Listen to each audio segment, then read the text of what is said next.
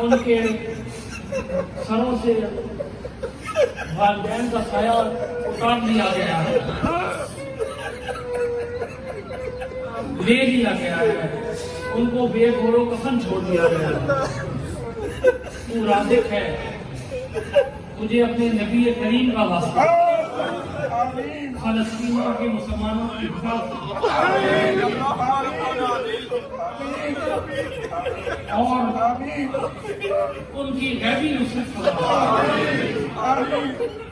ہم آج آسائشوں میں بیٹھے ہیں،